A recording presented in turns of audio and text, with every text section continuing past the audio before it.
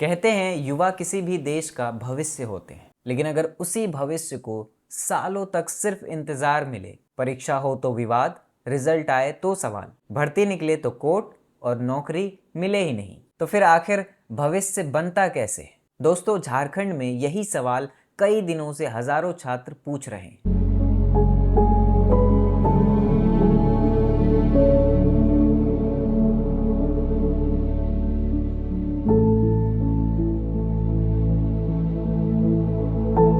सड़कों पर बैठे हुए छात्र सिर्फ अपनी नौकरी नहीं मांग रहे, बल्कि ये अपना खोया हुआ भरोसा मांग रहे हैं। दोस्तों, आज हम बात करेंगे उस आंदोलन की जिसे सिर्फ प्रोटेस्ट कह देना शायद नाइंसाफी होगी। सरकार कहेगी जांच होगी, विपक्ष कहेगा सरकार निकम्मी, लेकिन कोई ये बताएगा जिस छात्र ने पिछले 5 साल से तैयारी की, जिसके पिता ने खेत बेच दिया, जिसकी माँ ने अपने गहने गिरवी रख दिए, आखिर उनका नुकसान कौन भरेगा? एक परीक्षा सिर्फ एक एग्जाम नहीं होता, उसके पीछे हजारों रातें होती है, हजारों उम्मीदें होती है और कई बार पूरा परिवार होता है। अगर आपको लगता है कि ये सिर्फ झारखंड की कहानी है, तो जरा याद कीजिए, कभी पेपर लीक, कभी परीक्षा रद्द, तो कभी रिजल्ट कंट्रोवर्सी। देश के अलग अलग राज्यों में ऐसे भर्ती परीक्षाओं को लेकर लोग अक्सर सड़कों पे उतर आते हैं। तो सबसे बड़ा सवाल ये है कि भारत का युवा सिर्फ सड़कों पर उतरने के लिए बना है या फिर सिर्फ इंतजार करने के लिए पैदा हुआ है? झारखंड में सरकार हेमंत सोरेन के नेतृत्व में चल रही है। राज्य की भर्ती एजेंसियां,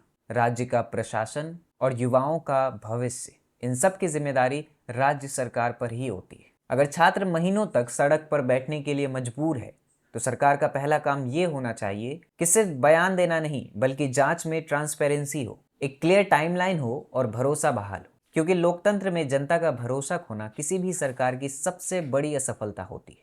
अब एक सवाल कांग्रेस से भी। राहुल गांधी अक्सर युवाओं की बेरोजगारी और रोजगार के मुद्दे पर सरकार को घेरते दिखते हैं, जो कि उनका लोकतांत्रिक अधिकार भी है। लेकिन झारखंड में वो सिर्फ एक विपक्ष नहीं, बल्कि गठबंधन का हिस्सा भी है। तो सवाल सिर्फ हेमंत सोरेन से नहीं, बल्कि कांग्रेस से भी होनी चाहिए। कांग्रेस अगर गठबंधन में है तो जिम्मेदारी भी बराबरी की होनी चाहिए। राहुल गांधी अगर देश भर में युवाओं की बात करते हैं, तो झारखंड के छात्रों की आवाज भी उतनी ही मजबूती से उठानी पड़ेगी। सिर्फ सोशल मीडिया पोस्ट नहीं, बल्कि ये भी बात सुनिश्चित करनी चाहिए कि गठबंधन सरकार छात्रों के साथ बात करे और निष्पक्ष जांच कराए, क्योंकि युवाओं का दर्द किसी पार्टी का नहीं होता। दोस्तों, सच तो ये है कि भर्ती परीक्षाओं का संकट किसी एक पार्टी की नहीं, बल्कि पूरे राजनीतिक सिस्टम की बीमारी बन चुका है। जब सत्ता बदलती है तो नारे भी बदल जाते हैं, लेकिन छात्रों की लाइनें कोचिंग सेंटर के बाहर ही खड़ी रहती है। और ऐसा लगता है कि भारत का सबसे बड़ा रोजगार अब शायद यही है। अगली भर्ती का इंतजार,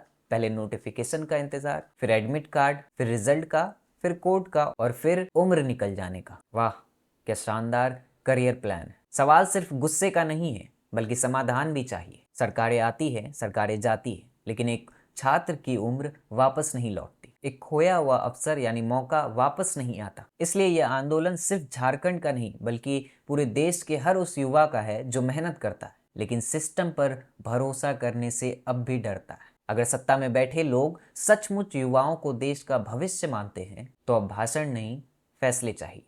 आप देख रहे हैं द ग्राउंड चैप्टर। मैं हूं आदिल। धन्यवाद।